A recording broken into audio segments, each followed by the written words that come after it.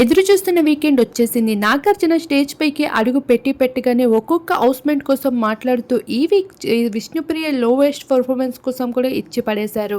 తీసుకుంటున్న రెమ్యూనరేషన్ ఎక్కువ, పర్ఫార్మ్ మాత్రం తక్కువ. టీఆర్పీ పెంచేందుకు వచ్చావా, తిని కూర్చేందుకు వచ్చావా అంటూ నాగార్జున అయితే ఇచ్చి పడేస్తూ వచ్చేశారు.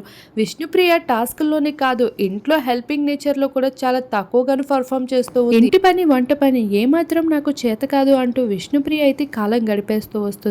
ఆఖరికి గొడవలు పెట్టుకోదు, ఆఖరికి కంటెంట్ కూడా ఇవ్వదు. ఇలా కాలక్షేపం చేసేందుకు హౌస్ లోపలికి వచ్చిందా అన్నట్లుగా అయితే అర్థం కాకుండా పోయింది.